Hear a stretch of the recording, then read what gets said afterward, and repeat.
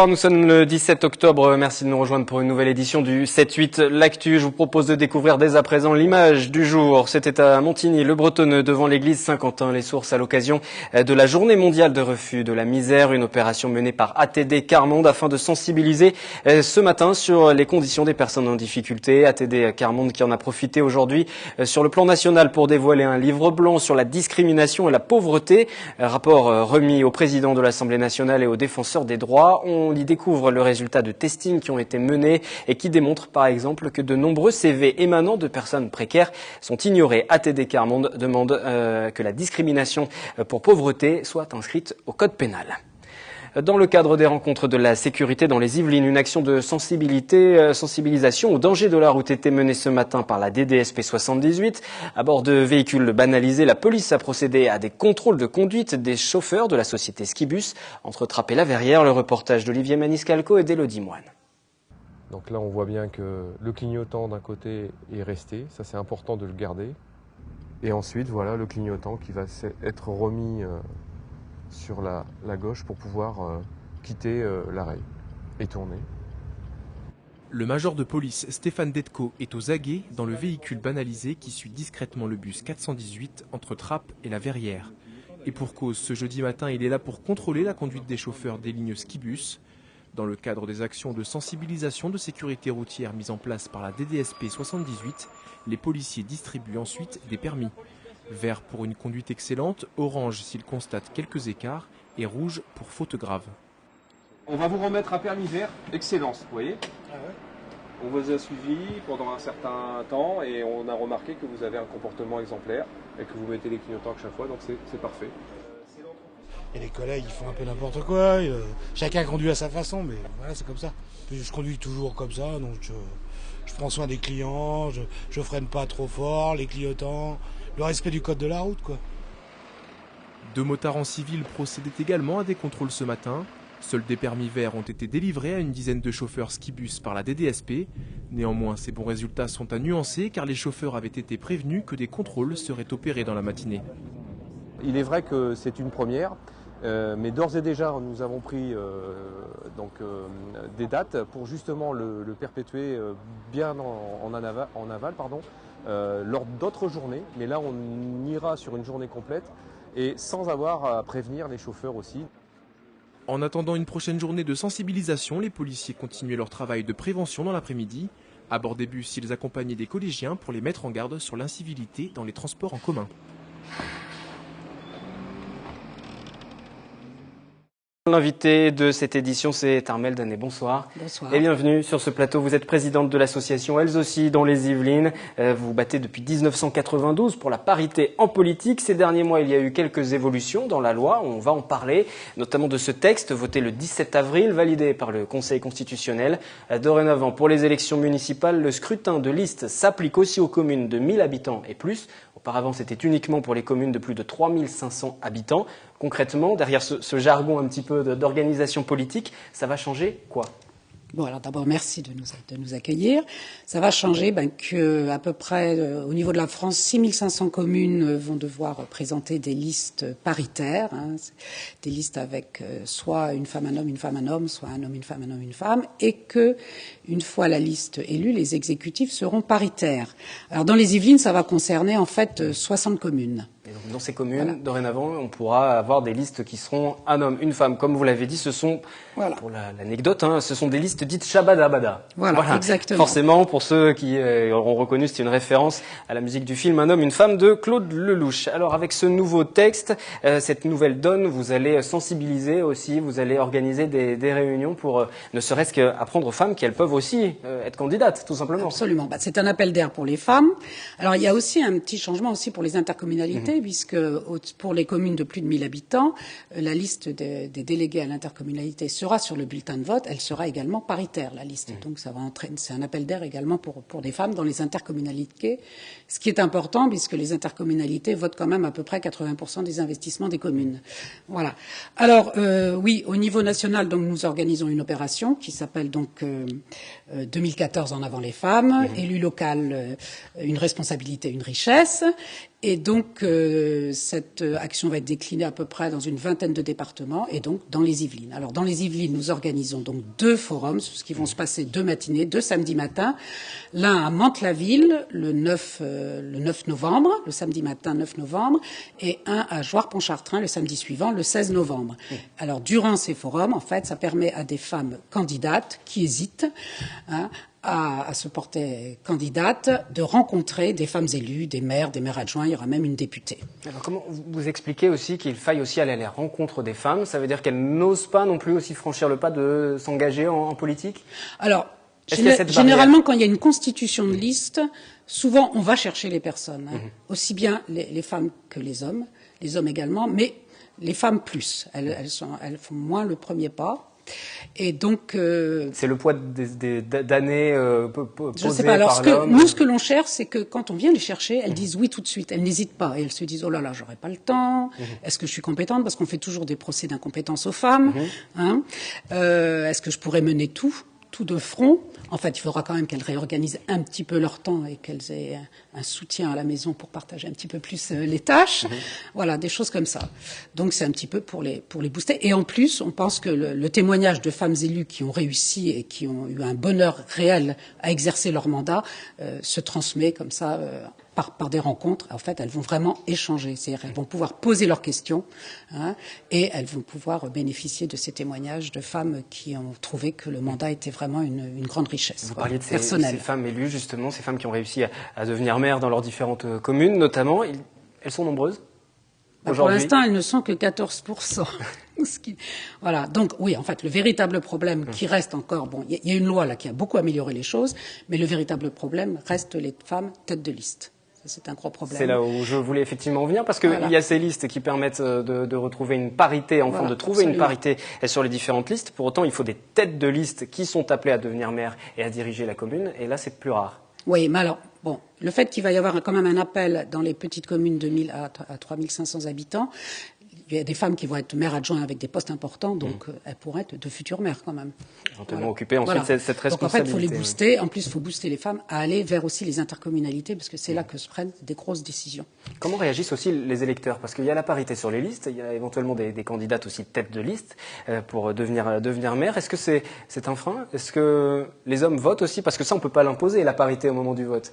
Ah bah si, les listes, c'est un vote par liste. C'est un vote par liste, mais tête de liste en revanche, et ensuite désignation. Est-ce que c'est un frein? Je pense qu'au niveau de la société française, il n'y a aucun frein. C'est au niveau du milieu politique lui-même qui est un véritable milieu encore machiste. Et l'actualité vous donne raison. L'actualité vous donne forcément raison, puisque le 8 octobre dernier, le député UMP Philippe Leray a imité une poule, tandis que s'exprimait l'élu de Vienne Europe Écologie Les Verts, Véronique Massonneau. Comment vous avez réagi à ça? Très mal, j'imagine. Bah oui, on a réagi mal, mais enfin, pour une fois, on peut dire que la honte a changé de camp, parce qu'il y a eu une sanction. Ça a été dans toute la presse. Et il n'y a pas que pour lui d'ailleurs, parce qu'il y a des députés, paraît-il, enfin c'est une de nos adhérentes d'Alsace qui nous a dit que des députés d'Alsace qui ricanaient à côté de lui se sont retrouvés dans les pages de la presse quotidienne régionale en train de ricaner, donc c'est aussi honte à eux. Donc je pense que là les choses vont commencer enfin à évoluer. C'est un événement anecdotique qui prêterait presque à sourire, parce qu'on se dit que cette réaction est finalement assez stupide, mais est-ce que c'est courant, est-ce que c'est quotidien, est-ce que ça arrive régulièrement, ce genre de choses, et que c'est moins médiatisé? Oui, je pense, oui. Enfin, toutes les femmes politiques qui ont réussi vous donneront des anecdotes comme cela. Je pense que le but dans ce cas-là, c'est d'essayer de déstabiliser la personne, parce que c'est une femme. On s'attaque au fait qu'elle soit une femme. On veut la déstabiliser. Et on n'est pas sur les compétences, on veut montrer qui domine. Sur le fait on veut montrer qui domine, que c'est pas elle. Est-ce qu'il y a des formations politiques qui sont plus en retard que d'autres sur ces questions de parité, d'égalité homme-femme? Parce que là, on mentionnait un député UMP, mais est-ce que vous avez constaté depuis 1992 que dans certaines formations politiques, ce soit la plus avancée, ce sont les Verts, puisque c'est dans leur statut. Je pense que le PS commence à évoluer. Le Parti communiste, je pense, est bien placé aussi. Bon, voilà, on peut parler de ces formations-là, mais il y a encore du travail. Et c'est aux partis politiques de donner l'exemple et d'œuvrer au sein de leur formation, de toute façon. La parité, ce n'est pas uniquement en politique, c'est aussi dans la société, au quotidien, dans les entreprises. On va écouter à présent une interview, celle de Muriel Pringer. Elle est présidente d'entrepreneuriat au féminin, membre de la CGPME dans le département des Yvelines.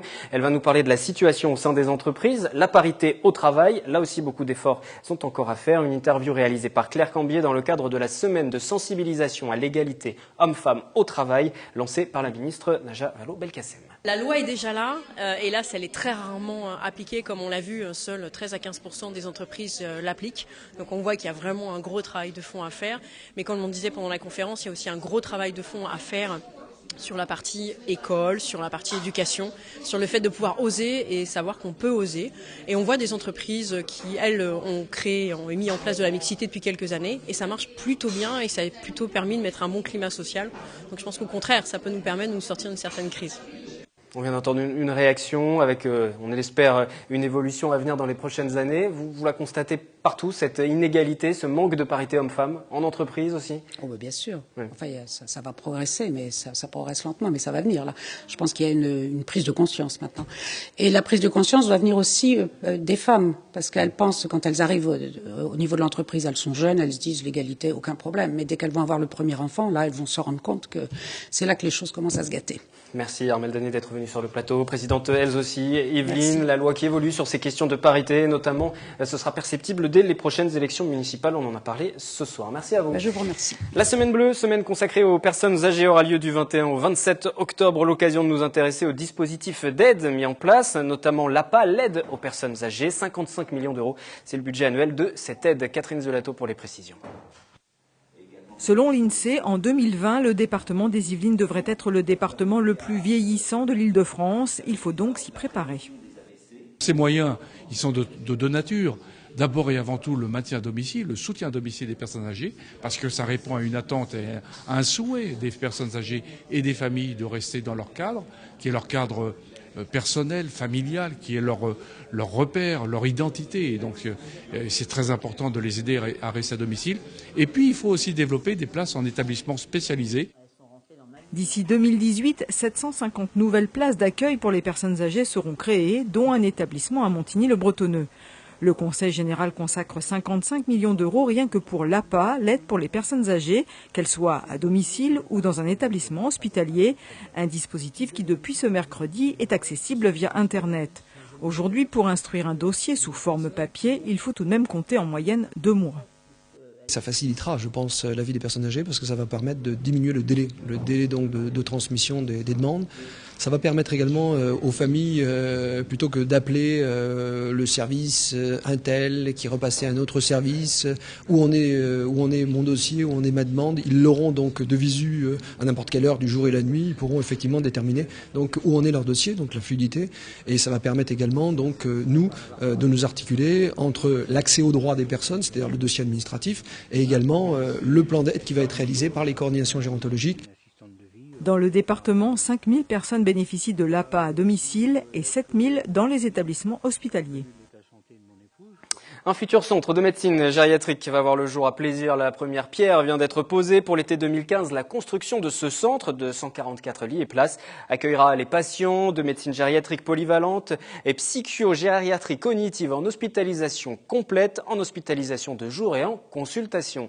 Pour plus de clarté, je vous propose ce reportage de Yolène Torres. Élus, professionnels de la santé, chacun à leur tour, ils participent à la pose de la première pierre du futur centre de médecine gériatrique.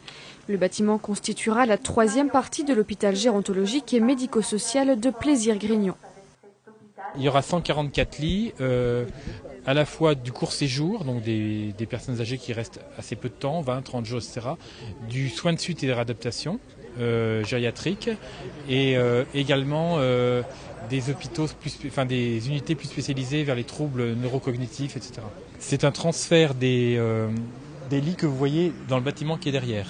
Le bâtiment qui est derrière sera totalement ou partiellement désaffecté. Les objectifs principaux du transfert, développer la partie consultation mais aussi la partie technique avec l'implantation d'un nouveau scanner. Pour la ville de Plaisir, c'est aussi une architecture plus moderne. Ça, c'est un pas vers l'avenir, je dirais. Ça va s'ouvrir en 2015. 2015, c'est demain. On est déjà, aux portes de 2014-2015. C'est une vraie modernité au centre même de la ville de Plaisir. On est vraiment privilégié par rapport à ça. L'accueil, ne serait-ce que du terrain, quand vous voyez, c'est un grand parc. Donc en plus, les médecins rappelaient la qualité, le confort, la confiance qu'on peut y attendre. Pour la ville de Plaisir, c'est un plus. Coût total de l'opération, 28 millions d'euros. Financé par l'hôpital de Plaisir et par des crédits de l'Agence régionale de santé, le bâtiment sera livré dans 2 ans. Du sport, dans le cadre d'une tournée à travers la France, l'équipe junior de taekwondo de la ville de Moujou en Corée du Sud s'est produite à Montigny-le-Bretonneux. Équipe de référence à travers le monde, elle a démontré son talent au gymnase Pierre de Coubertin en présence du club local qui enseigne cette discipline, le TKD 78.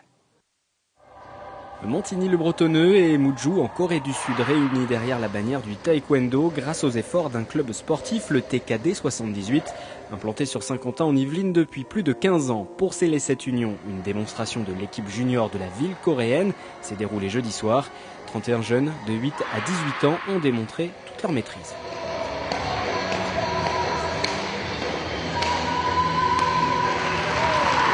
C'est pas la même culture, c'est pas la même éducation. Parce que c'est pas, si je peux dire ça comme ça, c'est pas les mêmes centres d'intérêt. Je pense que là, il y a beaucoup de, je dirais, le code de l'honneur. Il ne faut pas décevoir, etc., etc. Donc ils donnent leur meilleur pour pas décevoir, quoi, tout simplement. Ils sont vraiment synchronisés. Et ça, c'est quand même une difficulté assez complexe. Dès l'instant où on est beaucoup, je dirais, à produire la démonstration. On n'a rien à leur envier. Si nos élèves se préparent correctement, il n'y a aucun problème pour qu'ils arrivent à un niveau comme ça. Après, c'est juste une question d'investissement. Bien sûr, on va s'appuyer sur cette démonstration pour faire avancer nos petits, bien sûr.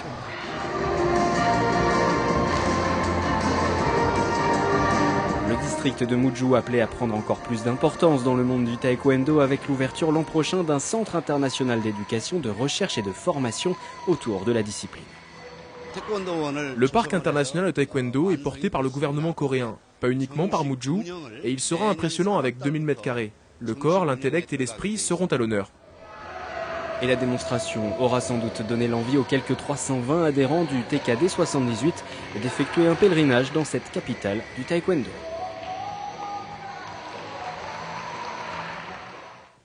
Fin de ce journal, je vous retrouve demain, vendredi, 18h. Nous ferons notamment un retour sur cette opération de contrôle de conduite des chauffeurs de la société de bus Skibus menée par les forces de l'ordre. C'était aujourd'hui. Nous reviendrons aussi sur la journée du don de ce jeudi et la participation de la Caisse primaire d'assurance maladie à Versailles. Puis bien sûr, toute l'actualité du jour. Je vous souhaite une excellente soirée sur TV Fil et avec une nouvelle édition ce soir de Fil Éco, magazine économique de la rédaction, présenté par Claire Cambier. Bonne soirée.